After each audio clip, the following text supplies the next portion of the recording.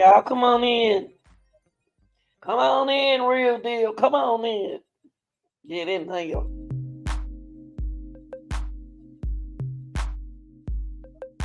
Come on in, real deal.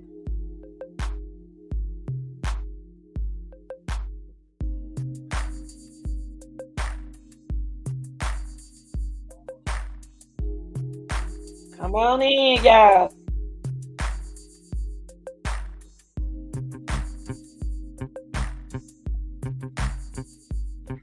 Come on in, y'all.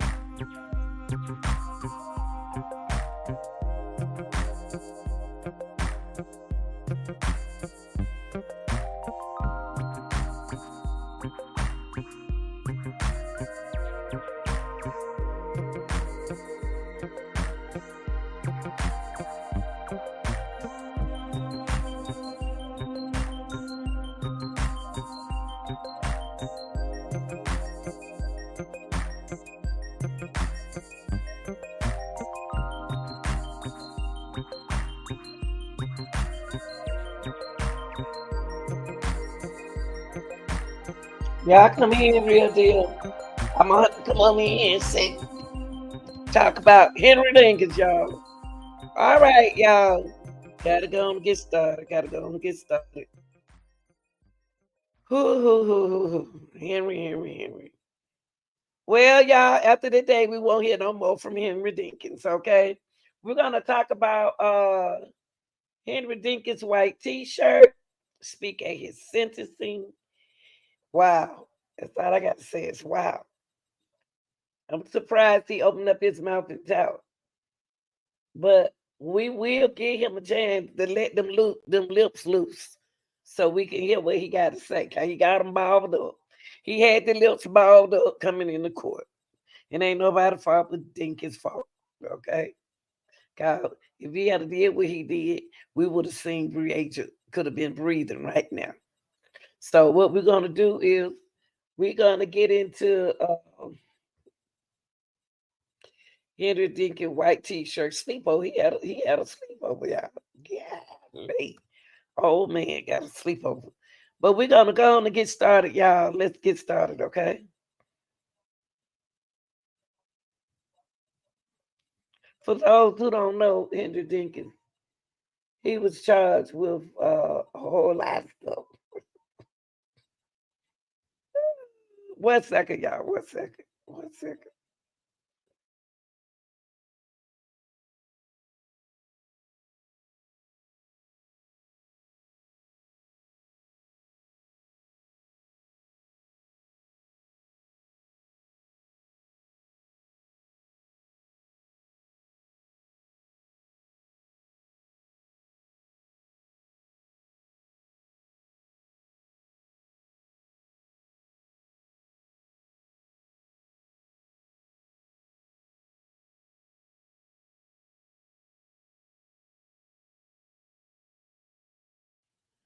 All right, here we go.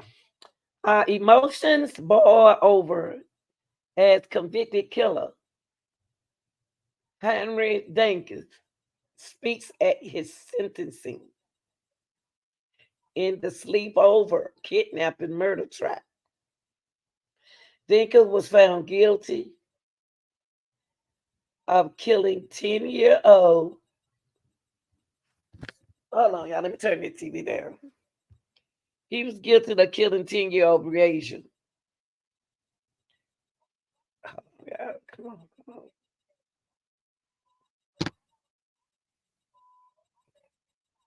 God, hold on, y'all.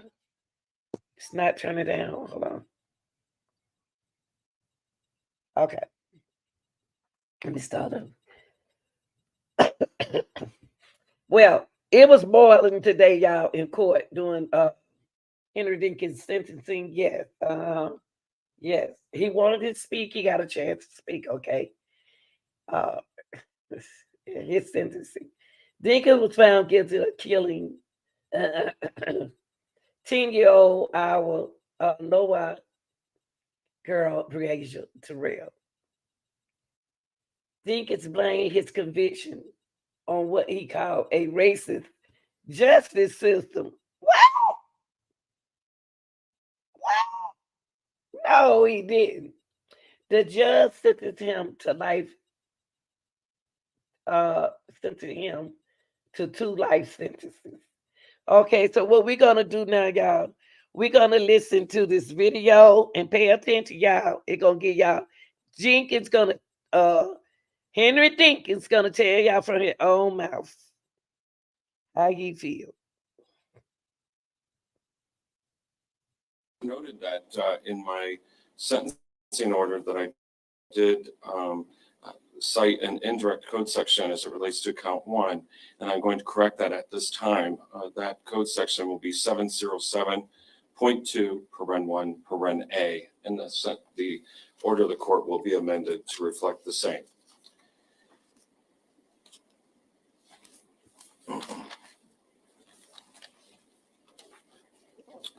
The court file reflects that on September 15th, 2023, this court found the defendant guilty under count 1 of murder in the first degree in violation of Iowa Code section 707.2(1)(a), and under count 2 of kidnapping first degree in violation of Iowa Code section 710.2.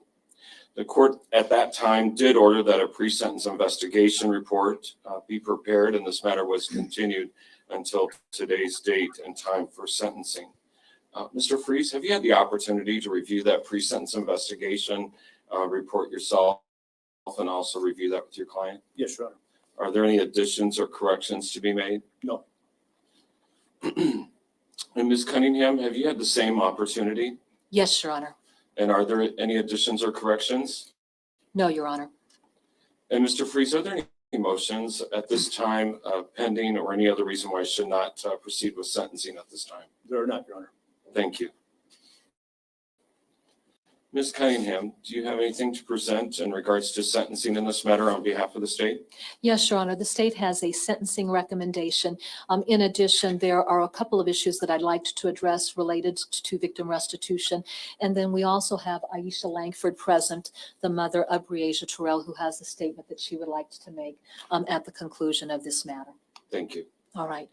Your Honor, relative to the court's finding of guilt on count 1 to the charge of murder in the first degree, the state recommends that Mr. Dinkins be committed to the Director of Adult Corrections for an indeterminate, for essentially life with parole. It's very sad. I mean, it's extremely sad.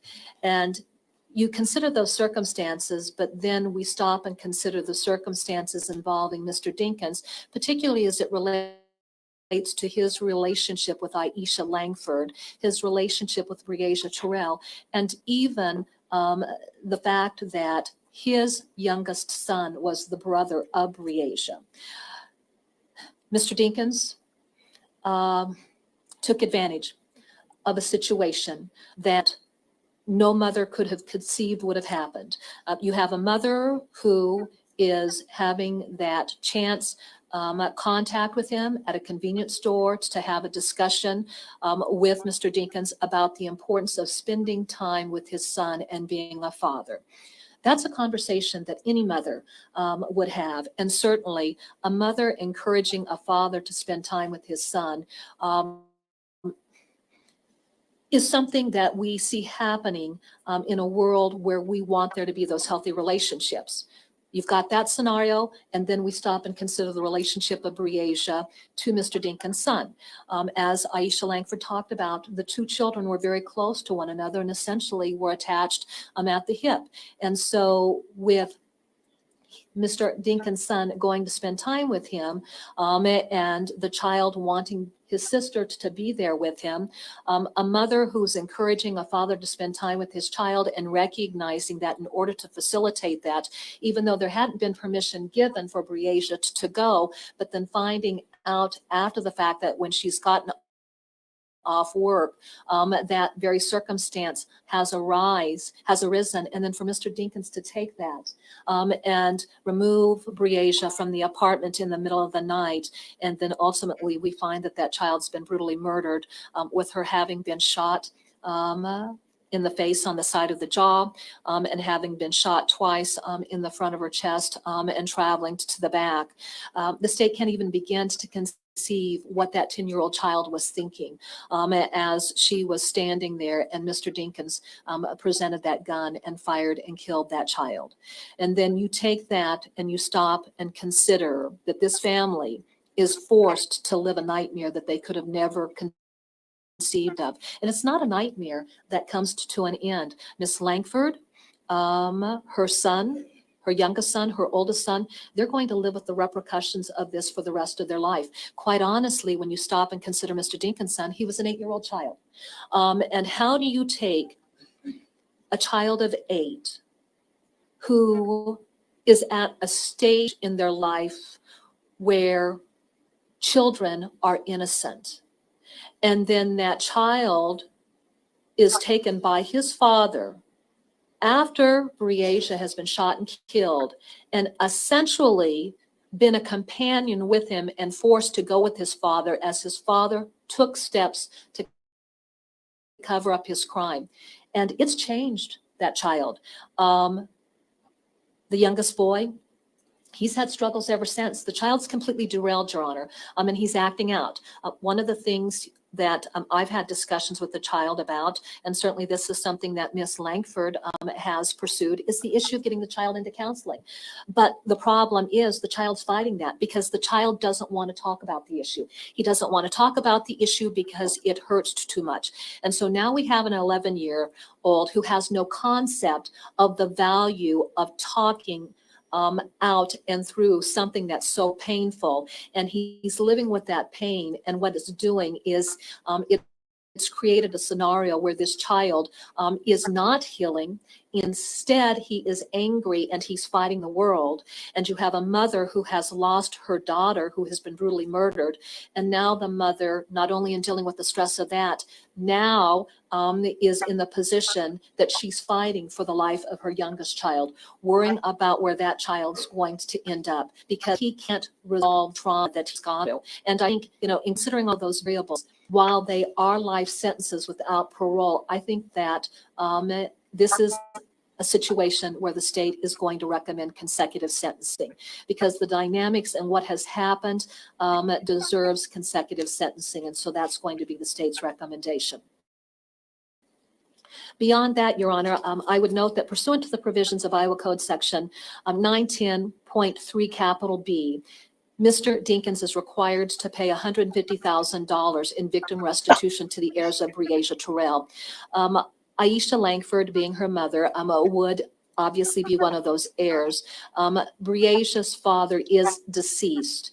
And so I think under the rules of intestate succession, Aisha Langford would be the heir pursuant to what we would consider under our probate law. So I would identify that for the record. Additionally, Your Honor, there had been a claim submitted by Ms. Langford to the Crime Victim Assistance Program for loss of wages and then also for crime-related travel expenses. The Crime Victim Assistance Program did in fact pay out a claim of $6,055.25. So the state is asking for the payment of that restitution by Mr. Dinkins to the Crime Victim Assistance Program. As far as burial expenses, we don't know what that figure is yet. At the time of this trial, well, actually at the time that the state was preparing for trial, and I had been meeting with the pathologist to prepare her for her testimony. We had discussions. Briasia's little body is still in the custody of the Iowa State Medical Examiner's Office. And so as a part of that discussion, I indicated that once the sentencing was done, I would then contact the State Medical Examiner's Office and ask for the release of the body. once we finish this particular proceeding, I will make that call, and then that will afford the family the opportunity to finally put Breasia to rest. So there will be an additional motion filed by the state setting that matter for a victim restitution hearing, as we will be seeking those burial expenses. Beyond that, Your Honor, one other issue that I need to talk about. There has been a change in procedure relative to the payment of travel time and even payment of time for victims who have come and testified in trial. It used to be that where a witness was called to testify, we could turn in the subpoena, we could identify if they were there for a half day or a day, and then put mileage on the subpoena. We've been advised by the clerk's office with the changes that have occurred. First of all, the court has to make a determination that Mr. Dinkins is indigent. I know that defense counsel has filed various motions identifying Mr. Dinkins as being indigent. And if the court does make that finding that he is indigent, then the state has a claim for payment of non-expert witness fees that would apply to Deputy Adam Wojciechowski. He was from the Clinton area, and so he had to travel, and we've got the travel expenses and the witness fee there. That would be for $111. It would be for Matt Dean. He was one $100 for witness fees and mileage traveled. For Brendan Rogie, again, one of our fishermen, he would have a witness fee and mileage for $62. For Eric Johnson, again, the third of our three fishermen from Clinton, he would have a total of $90 owed in witness fees and miles traveled. And then Jim Peters, who was our canine expert, there would be a total of $416 owed for miles traveled because he lives some distance from here. And we're including within that not only the miles traveled when he came for trial, but also for purposes of his deposition testimony and witness fees. So that would be a total of $416. And then finally for Jesse Dow, a total of $62. And again, he was one of the fishermen. Actually, yeah. So he was one of our fishermen, Brendan Rogie. Let me just go back and look. No, Matt Dean, I'm sorry, he was not one of the fishermen. He was one of the individuals that had been incarcerated with Mr. Dinkins. And so that would be all on behalf of the state, other than Ms. Langford, who would like to be able to give a witness statement when the time is appropriate, Your Honor. Thank you. Mr. Freeze, on behalf of the defendant. Your Honor, on behalf of Mr. Dinkins, we would recommend that any sentence the court imposes here be run concurrently instead of consecutively. Understanding the court has very little, almost no discretion here. Our argument, first of all, is legal in nature. The court, in its ruling and its findings of fact, finding Mr. Dinkins guilty under the kidnapping element, found that necessarily Mr. Dinkins had to cause Breasia Terrell's death to satisfy the serious injury element of the kidnapping in the first degree. Under that analysis, we would submit to the court that the kidnapping and the murder would merge into essentially one conviction because it would require the murder of Breasia Terrell to satisfy that third element of kidnapping in the first degree. So the court should only sentence him to a single term of life of imprisonment, even if it is not a legal issue. It certainly is a fact issue. Mr. Dinkins is going to prison for the rest of his life today. He has one life to give. That's all he has to give. Anything more than that is symbolic. That's it. This crime, as the court has set out in its findings of fact, and the court heard for several days, to find Mr. Dinkins guilty, all these facts were contemporaneous as to time, as to date, as to location, as to whatever the motive was. Those are all part and parcel of the same scheme, plan, whatever. We would submit that under that analysis, and that's part of the analysis the court has to consider when it's sentencing someone, that this should be a concurrent sentence instead of a consecutive sentence. This sentence is, like I said, non-discretionary. It's told to us by the legislature that it's one of those crimes or two of those crimes that when they occur, that they check all the boxes that we take away someone's liberty for the rest of their life. This is the worst sentence you can get in Iowa. So we would ask the court to sentence him to 2 life terms, run them concurrent. As far as the restitution, Mr. Dinkins, of course, has to pay restitution. We just received the motion on the crime victim assistance today. Haven't had much of a chance to review that. What I'd suggest is that we hold that open until they file their other request and then give us a period of time to object. If we don't object, that would be entered without further order. And that's all I have to say, Your Honor. Thank you. Ms. Cunningham, do you wish to address the argument of merger? Your Honor, I'm comfortable with the suggestion that's been made by counsel relative to the issue of victim restitution. Thank you.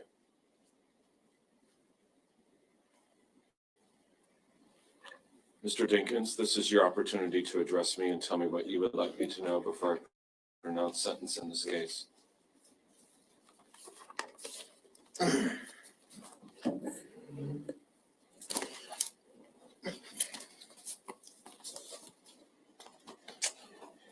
What are you supposed to do when you're told you can't even speak in court, especially when you see and know something ain't right? Logistically, it's like having a gag order, which prevents you from addressing the court with any of the issues.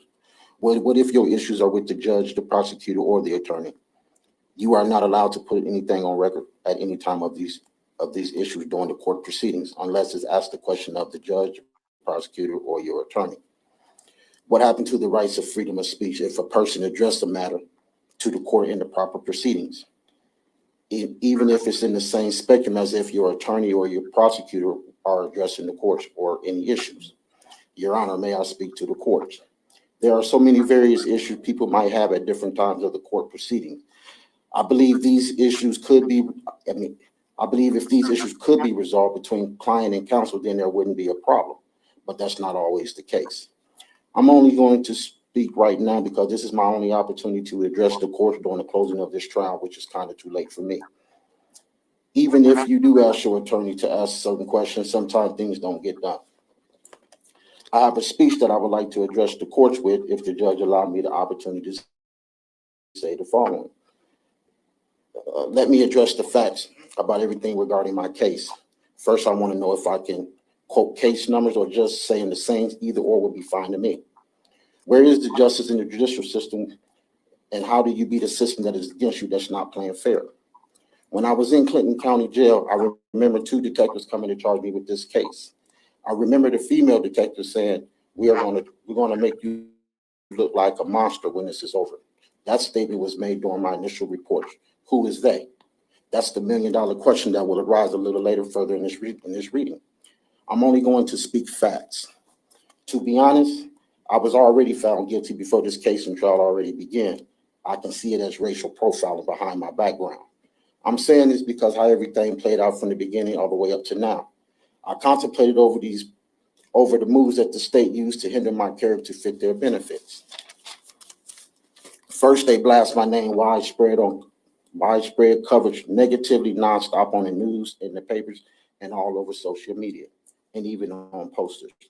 This made me vulnerable towards animosity towards the public and guaranteed people to have a bad image of me in their thoughts. So if I chose a jury trial, this pretty much polluted their thoughts about the type of person they wanted to image me as. And all of this went global for their support. Now I'm guaranteed not to get a fair jury selection for trial. And even if I chose a bench trial, it would be sealed with a guilty verdict. So where is the equal liberty and justice in the system when you're being railroaded by the police, the detectives, and others working hand in hand? It really don't take no rocket scientist to see through this magnetic picture. Through these series of events, I know I've been railroaded, so either way, the state had the odds in their favor. The state produced 900 exhibits offered into evidence. I can honestly say I've only seen 35 exhibits before this trial, but I was given 665 exhibits during trial to have for my records. I never had the opportunity to look over 90% of any of this for preparation for trial, but this includes footages as well. So So this is what the courts have to offer me. All this was new to me during trial, but I believe the 700 exhibits offered was the shortcut. I believe there are others that the state didn't provide, allowing the defendant preparation for trial by deception or by deception. So once again, where is the equal injustice in the judicial system when you're told you can't speak, especially when you see the state ain't playing fair? I do remember being transferred from Davenport to Clinton County Jail behind the bad publicized coverage. I remember a couple of things taking place while I was being there. First, I asked for a change of venue behind the negative news. I also made the comment, man, they're never going to find it because it's been quite some time.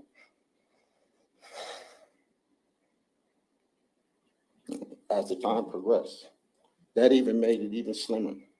I also was going to represent myself because all the attorneys that the state was providing wasn't doing nothing in my case. So I just wasn't about to do nothing as well. So I at least was going to try to attempt pro se. When I seen the judge, he made the comment saying, I have no problem opposing this time on you. You need to reconsider your decision because you're facing some real serious charges. When I seen the look in the judge's eyes, I knew then I had to get a jury trial. But through the news coverage and the news confirming this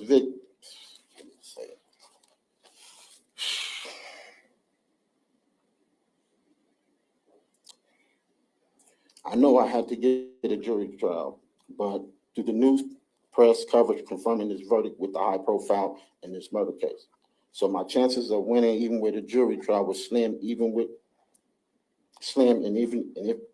if you don't have the right attorney, it's even slimmer. I was told by a verdict that if you have this case heard in any remote area where this is being televised, you would be found guilty, and this was by the state's own officials that uphold the laws. So once again, where's the equal liberty and justice for the system for all? This racism do run deep in the Iowa system for people of color, which I'm not only talking blacks. I know whites also have this same problem as well, but it's more common for the people for men of color. But the profile racism that I'm dealing with is behind my background. And almost 75% of their news coverage, they mention my background or something in regards of that nature. If I didn't have that, I would have never got charged. When I was in Marshall County, before this trial began, here they go again, sliding negative news coverage of my background a week or so before my jury selection was about to begin. I said something to my attorney, which all he said was, there's nothing we can do about that. I made my mind up that if they're not going to play fair and I can't get a fair jury selection, I should just take my case back to Davenport. Once I was transferred to Cedar Rapids County Jail, before my trial, the day of my trial, here they was again mentioning my name on the news again. I really don't know a lot about the laws, but I know enough when I see a lot of my constitutional rights being violated from the beginning up to now. Through this racial profile, the state and others have shown ambiguous behaviors that sought constantly through these drawn lines. But what can you do when you're told you're not allowed to speak? I can only play with what's provided by the courts and the state's rules.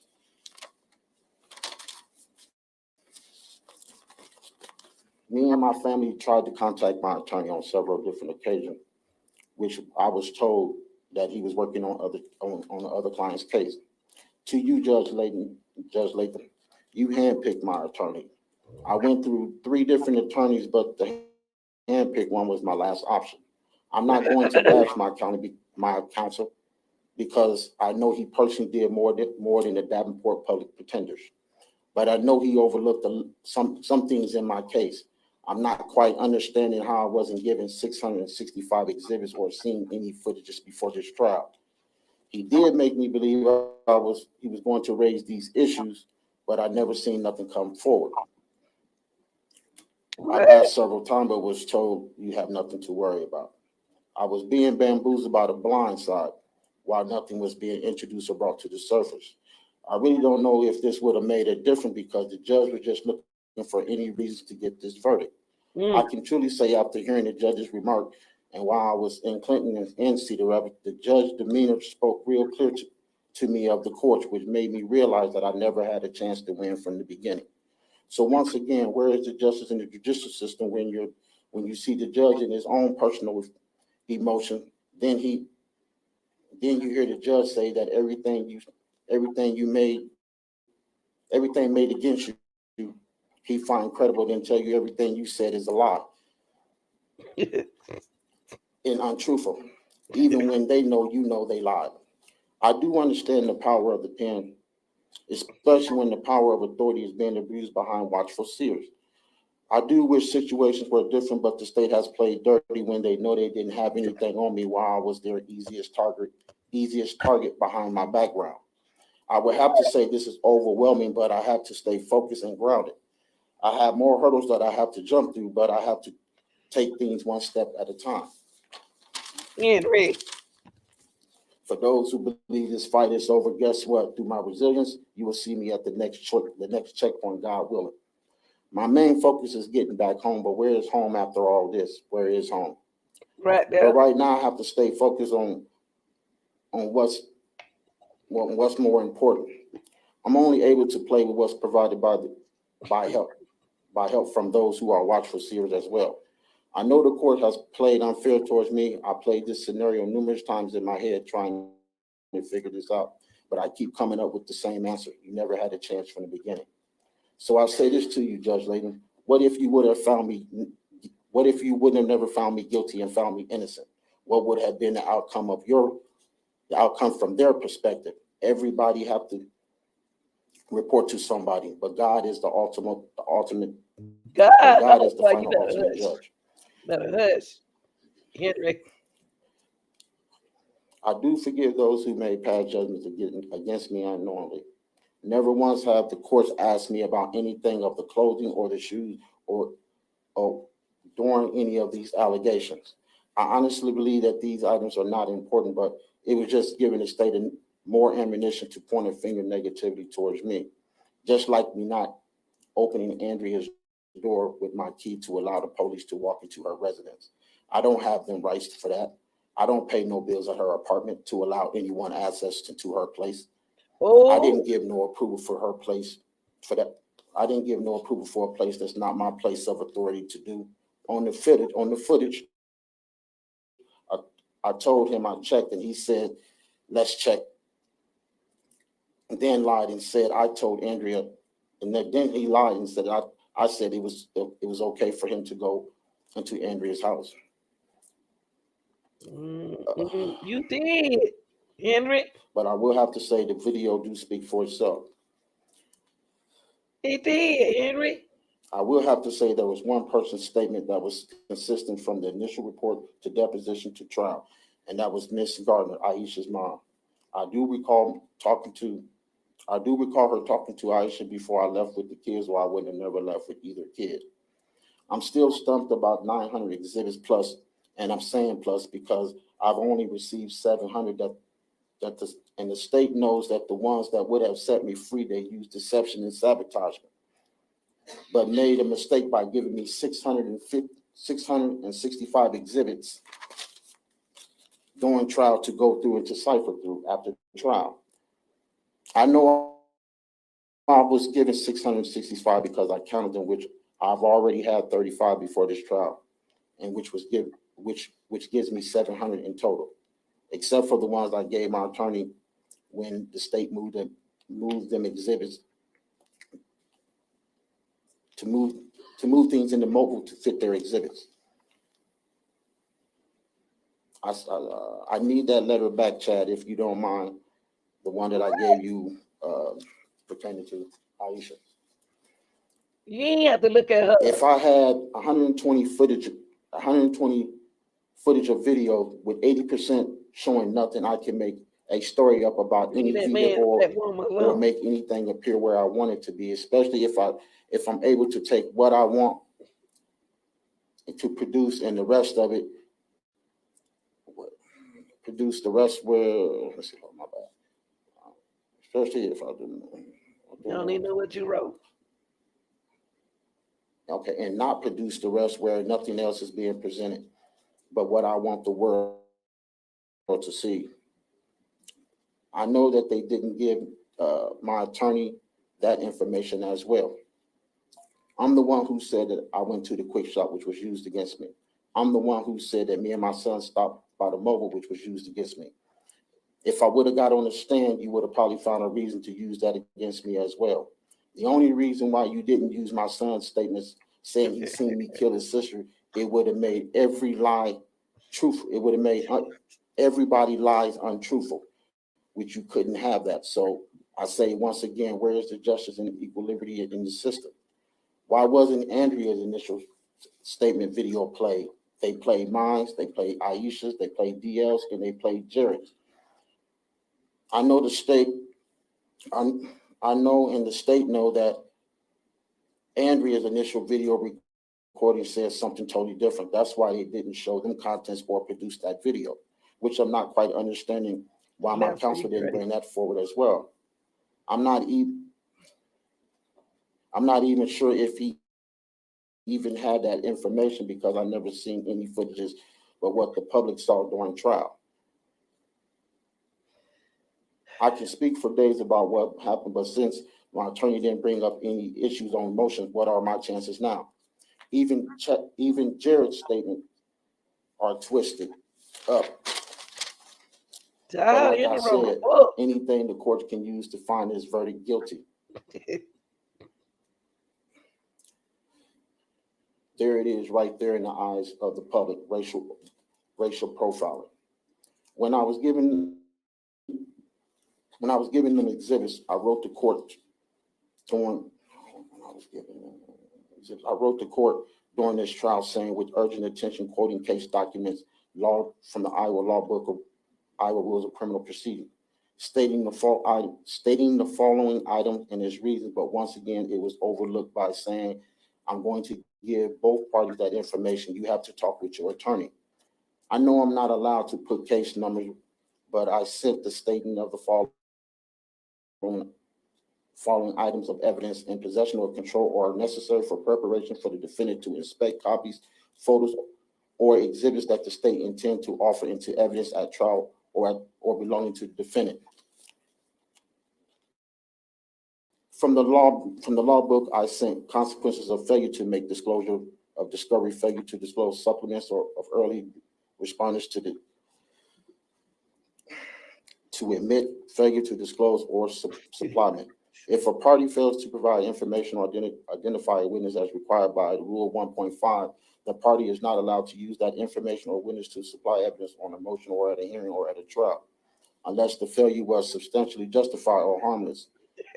It also says if in disclosure of expert testimony, if a party must disclose to the other party of any witness, it is also expert testimony. A party must disclose to the other party identity of any witness the party may use at trial to present evidence under rules of evidence, saying any exhibits that will be used to summarize or support the opinion. I also sent grounds for vacating the modifying judgment and material evidence newly discovered which could not be reasonably diligently have been discovered and produced at trial with official comments and accurate 1943 federal practice. I'm only able to do what I can just to be rejected or overlooked once again by everybody. When you ask your counsel when will certain things be brought up and he tells you through other witness, but it's misleading of your counsel when he knows that the state is going to rest and there is no more witness to raise the issue, but he tells you different. But you are not allowed to speak during trial. What? Henry? You didn't even want to talk. Look at him. He's scared now. My dearest son, you know I love you with all my heart. What? I know everybody distorted your thoughts where you're trying to figure things out in your own head. I'm sorry that you had to deal with all this abuse from those who made you lie about all these stories. I know you remember me, you and Bree counting money on the mattress up to $2,000. I was so proud of you because you was a fast learner. I know you are mad because you believe I lost your sister, but guess what? Your dad ain't mad at you behind the lies. I love you more than the lies. What? I know one day you will tell the truth, but even if you don't, I'll still love you regardless. Ms. Culberson, I also respect your initial report and your deposition, but somewhere along this course, your whole story changed like 360. I'm not sure what took place or what type of situation you might be in, What? but something made you spiral from out of the normal. You know I never been violent towards you or showed any aggression. I've only been protective of you. That's why I was kind of surprised by the statements you made, What? which kind of had me thrown off the loop. Just please give my things to my family, and I'll leave it at that. Aisha, you said something in your deposition that caught my attention. You said you wrote me 15 letters from the beginning of this case. Well, it's sad to say, but I believe I might have only got 2 letters that slipped through the crack that they didn't catch. They took them letters before I even had a chance to receive them. That was their intentions, to have you turn against me. That way it makes it easy for them to point a finger. I even gave this letter to my attorney, but the only time I was able to contact you, and that's when I was in Clinton. I text you. I know you remember because you kept asking me, who is this? I never said who I was. I even text your mom number as well. I would have to say your initial and depositions are totally different from your trials, straight the opposite, which I know them people played a factor as well in that. Lord have mercy, Henry. So just for the records of the court, I wasn't in any shape prepared in addition for this trial. My resilience will continue to keep me focused and peaceful during these hard moments. I do have determination that through these challenges, I believe in the very definition of faith. My faith ignites hope in my heart to overcome these trials and tribulations. Right now, I'm the underdog rising through these misfortunes.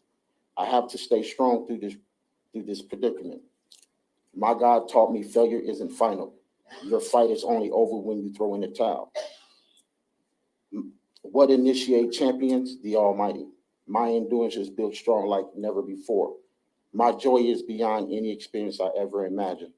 I will overcome this. I am encouraged that a power far beyond my physical ability will appear and give me spiritual armor through this fight of lies with truth that will set me free. What? Ms. Cunningham, I see that Ms. Langford has left the courtroom. Would you like to address the court? Your Honor, let me see. I think she's probably, is she coming back? What? She's coming back, Your Honor. He's laying everywhere. Ms. Langford, are you ready to make your statement? Ms. Cunningham, I would ask that you take the witness stance. I think that would be easier, please. He said he didn't want to speak when they asked him. Go on, Aisha. Ms. Langford, you may proceed if you would just please state your name and spell your name for my court report. Okay, my name is Aisha, spelled A-I-S-H-I-A, Langford, L-A-N-K-F-O-R-D. You may proceed. All right.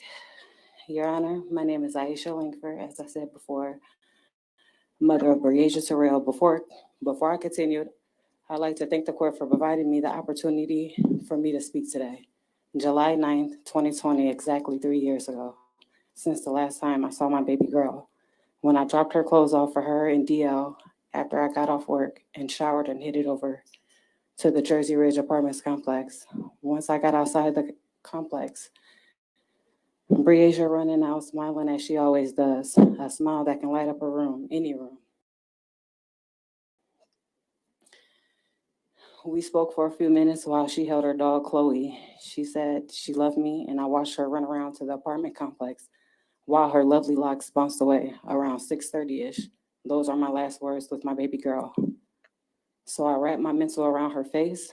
Her last words, she said to me, the amount of pain I felt and feel that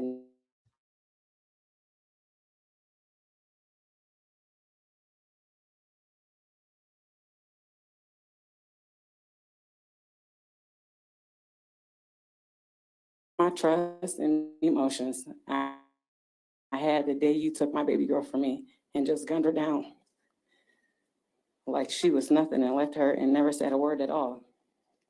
It's really painful that a statement could bring so much anger. I have a number of questions for you, Henry Dinkins, surrounding that night that played through my mind every day. Did she want me? Was she scared? Did she see those gunshots coming? Did you shoot her while she was trying to get away? Did she scream for help? Did she beg you to stop? Did you see in her face when she realized she was shot the first time? What was her last words? Did you stay and watch my baby die? How long did she suffer? Did you watch the life leave from her beautiful hazel eyes? What did you do to my son? Why? Do you know the answers to any of these questions I asked, huh? Henry Dinkins, why you sit in this courtroom as if this shit don't hurt you? Watching you during these proceedings. That isn't right. You sit there with smiles and chatter during sensitive things and then try to speak to me when you never once spoke to me after July 14th, 2020. You remember. When I saw you in Scott County Jail telling me you didn't do this, but why you haven't said nothing then? Why? Henry Dinkins, closure doesn't exist here in this case. Justice doesn't exist here in this case. You didn't just take away my baby's life, you took away. You didn't just take away my baby's life, you took away everything from me. My family's sense of security, laughs, health, and potential. Potential for Breasia to be someone's wife, the potential to be a mother, a college graduate, prom, everything. Oh, my baby girl, Henry. I went from believing I wasn't the best mom, but made things happen, but best I could, to downing myself day in and day out as, what kind of person am I not to have protected my daughter? I've broken myself down many a times over and over, analyzing text messages, calls, and conversations about everything, trying to figure out what I could have done differently. I watched my oldest son completely lose his childhood and be the cast of being the man of the house for me, because I was truly broken the day I got the call stating they found my daughter. I'll never forget, March 22nd, 2021, around 7:30 p.m. So they told me they had information I have been waiting on. So that night, my tummy was in knots, and all I did was cry, and I held my pillow so tight, trying to hurry the nightfall so I could get up, so I could rush the kids to school and get on the highway near DeWitt, March 23rd, 2021.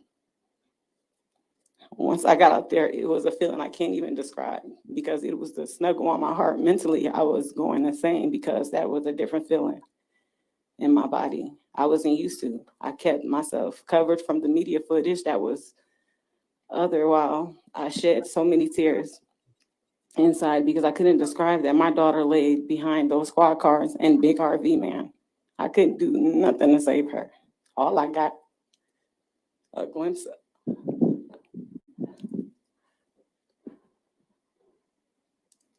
All I got was a glimpse of a damn blue bag, man, that crushed my whole soul. I promise, broke me down, and still am. And my son commit to every hurt need I need, and still does.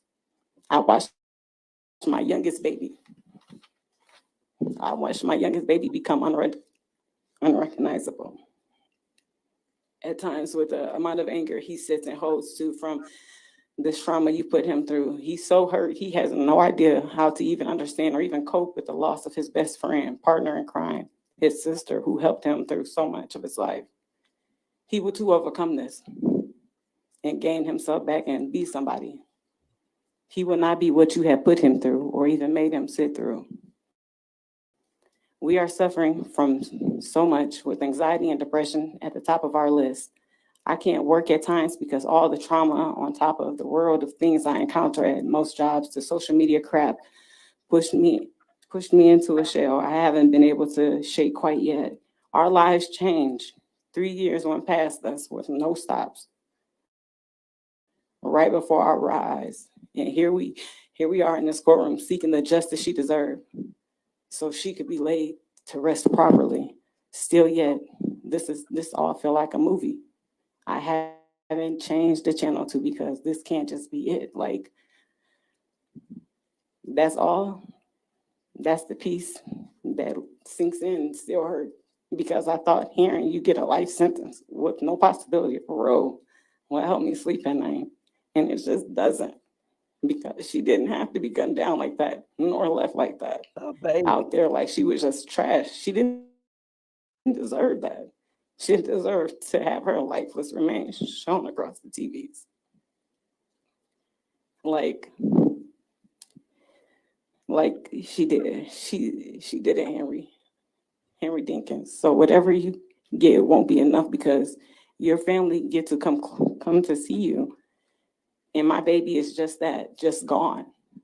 And never, ever, ever coming back, as she left me July 9th, 2020. Peace, understanding, and forgiveness will never come. I also truly hope what you did to her will haunt you for the rest of your life. I'll hold on to those good memories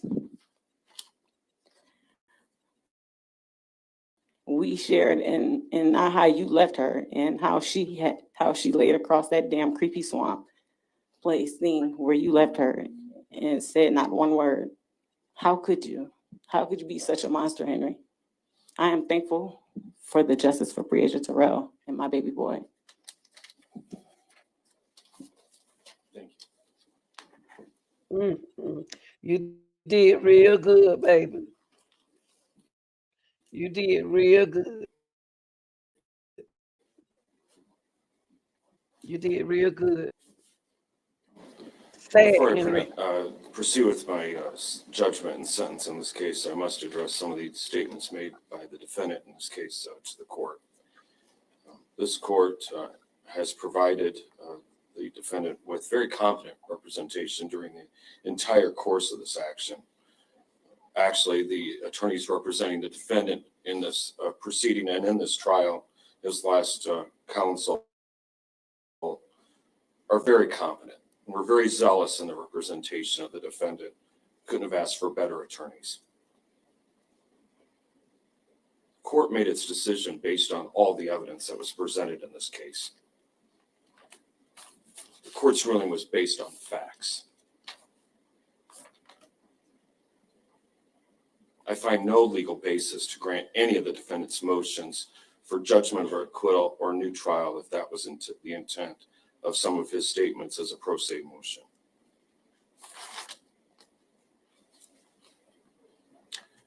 Because the defendant was found guilty of 2 Class A felonies, this court has no discretion on what the sentence shall be imposed. Rather, life imprisonment is mandatory.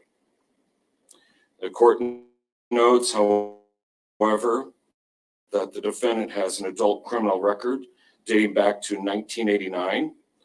This history, coupled with the horrific nature of these offenses against his own child sister, requires that this defendant be removed from society for the protection of society. That's right. This sentence provides for both punishment and for protection of the community. Mr. Dinkins, it's unconscionable that you would take such actions to murder a 10-year-old child who was entrusted to your care. It is very clear to this court that you have no conscience or remorse for your actions.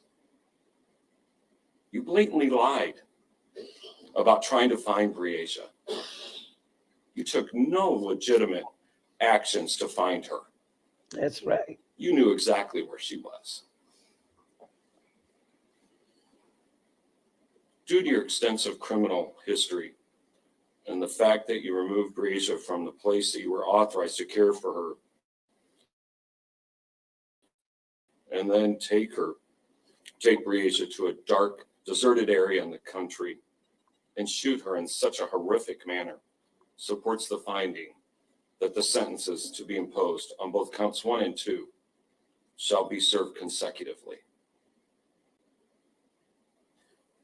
Mr. Dinkins, pursuant to this court's finding you guilty on September 15th of 2023 of murder in the first degree in violation of Iowa Code Section 707.1, paren 1, paren A, and as provided by Sections 902.1, it is the judgment and sentence of this court that you be committed to the custody of the Iowa Department of Corrections for the rest of your natural life without the possibility of parole. Pursuant to this court's finding you guilty on September 15th, 2023 of kidnapping in the first degree in violation of Iowa Code Section 710.2 and as provided by Iowa Code Section 902.1, it is the judgment and sentence of this court that you be committed to the custody of the Iowa Department of Corrections for the rest of your natural life without the possibility of parole. DNA sampling will be required. Each of these counts will be served consecutive to one another for the reasons stated earlier. The Iowa Medical and Classification Center is designated as a reception center to which you shall be delivered by the sheriff. Pursuant to Iowa Code Section 910.3B1 in paren 1, you are ordered to pay to the heirs of Breasia Terrell, and as noted by the county attorney, to Aisha Langford, $150,000. Mr. Freeze, do you wish to address Category B expenses at this time? Your Honor, I believe that given Mr.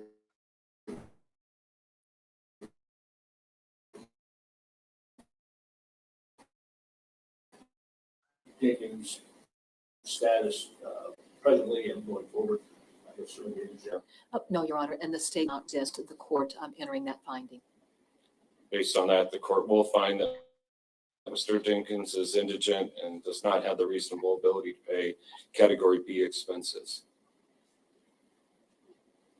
Now that you have been sentenced, it is my duty to advise you of your right to appeal the Iowa Supreme Court. In order to do, you must file a written notice of appeal with the clerk of this court within 30 days from today's date. Failure to file such notice of appeal in that fashion will be deemed a waiver of your right to appeal. In other words, you will lose it. You think you want to appeal but don't think you can afford an attorney or transcript of these proceedings for that purpose, you have a right to make application with this court for court-appointed counsel and a transcript of these proceedings, all at the expense of the state of Iowa. Just be aware all of this must be done within the 30-day time limit that I have just outlined. I'm sure if you have any questions concerning this, Mr. Freeze or Mr. Waters would be happy to address this with you. I'll acknowledge receipt of any pre-sentence investigation reports that have been printed for the purpose of today's sentencing. No appeal bond will be issued in this case. Minimus will issue immediately. Anything further in this matter? Your Honor, I do want to make a record relative to some comments of Mr. Dinkins. Mr. Dinkins spoke to the issue of the state had provided succeed. The state did comply with all discovery requests that were made. I would note that there were a significant amount of photographs. There were a significant amount of body-worn camera footage that was generated by virtue of officers and their involvement in the investigation, as well as recorded interviews. There is a record that would reflect what was provided by discovery, but I want to speak to the practice of this particular prosecutor when I am in trial. My practice has always been one to make copies of any exhibits that I'm going to introduce during the trial and provide that to counsel. So while they may have received that during the course of discovery, I find that it's very beneficial for defense counsel just to have a copy that I'm presenting to the witness right there on the table before them so that they can follow along as I'm introducing those exhibits. I want to make it clear that when Mr. Dinkins suggests that these were exhibits that were just came out of the blue and were presented for the first time, that was not the case. It's simply the state's way of being very considerate of my colleagues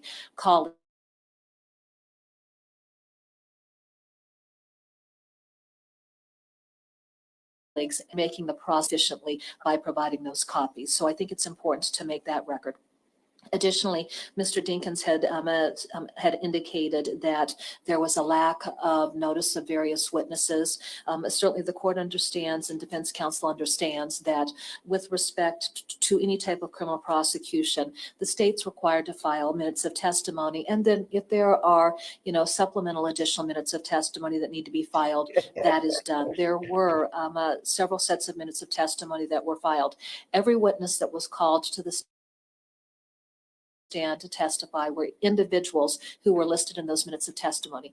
And every report that documented their statements to law enforcement or any investigative steps taken by law enforcement was a part of those investigative reports. And in fact, the state would further speak to the issue of expert testimony, particularly that of the FBI's testimony. My predecessor, who had been on the case before I took office,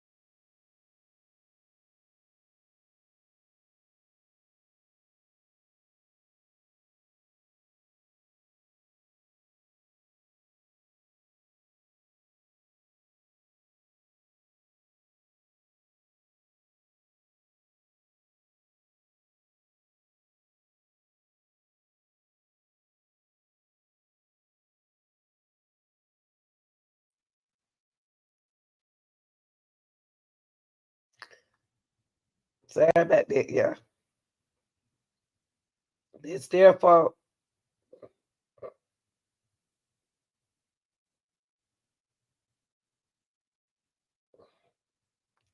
Henry messing up my doing thing. He know he doing it. Henry did it last for y'all. Hold on, let me put it back together.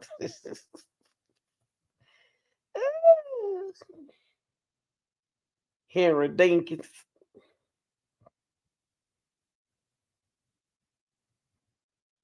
Okay.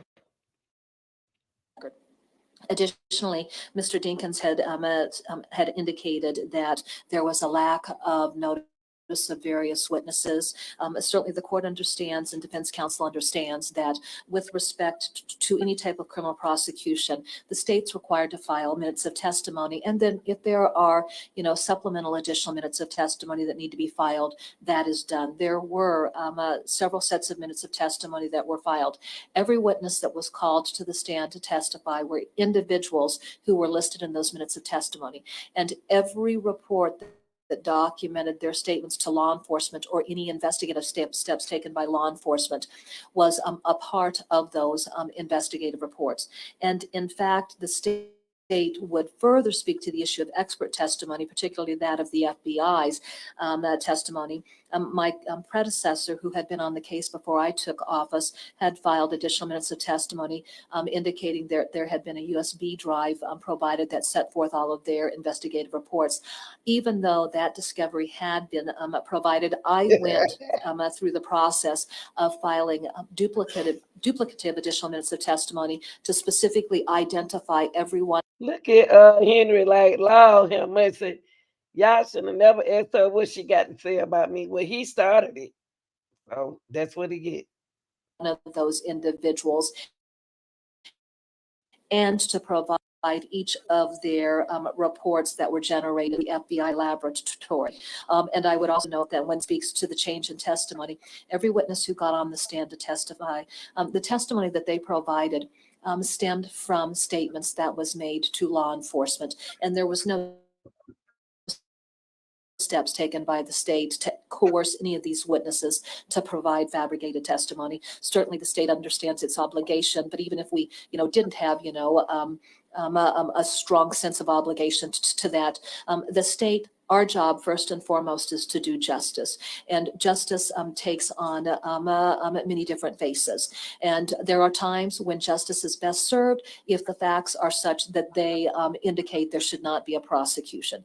But in other instances, justice is served when crimes have been committed and the state goes forward and engages in those prosecutions. The state is very mindful of that obligation, and there was nothing untoward in any of the actions taken by the state. And that's the only record that I wanted to make for this, recognizing that there will be additional proceedings, I'm sure, relative to the appeal or any future post-conviction relief action. Period. The issue of the amounts totally payable to the crime victims compensation assistance program, I will leave that open for further hearing. Thank you. Thank you, Your Honor. Anything further, Mr. Freese? No. I'll conclude this matter. Bye, Henry. Nice meeting you.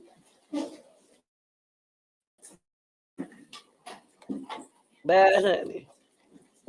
Bunny.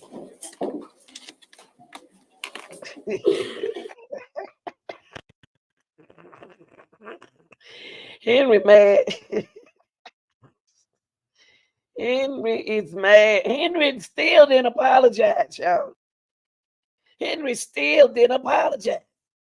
He did not apologize, not one time. You take something out of this world and don't apologize. How? The only person he apologized to was his son. He ain't said nothing else. He did not apologize about I made a mistake or nothing. I can't believe this. And then he gonna tell his son he loved him? I mean, he loved him. Golly. Oh, I just don't know how. So he just came in that row all of that and said nothing. He's still trying to lie on Andrew. He's still lying on Andrew. I mean, he ain't said nothing about Reasia. He shot Reasia, y'all. He shot that thing, a 10-year-old.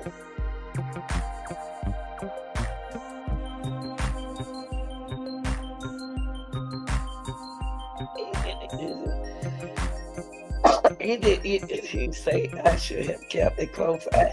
He ain't said nothing. I have never seen nothing like this.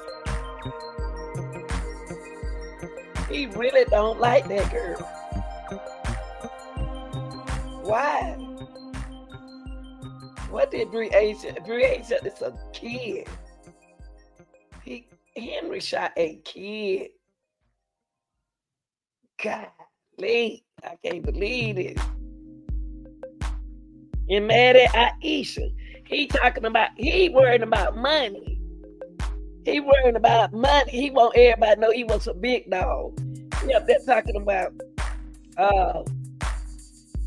what the little DL somebody said, you remember when you count $1,000 on the bed. You count $1,000 on the bed, I was proud of you. Like in other words, don't forget I got $1,000 out there. You see? That's why these women got to be careful who they mess with and have these babies back. Yeah, Lee. He lied on the judge, he lied on his own attorney. He sure did. He came for everybody. Let everybody know I want my $1,000 that was on the bed you kept. Cause you can count, baby. Oh, we ain't never seen nothing like this.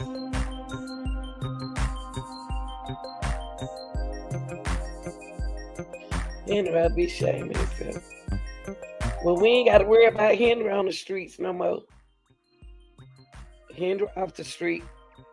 Now y'all got millions of them. Golly.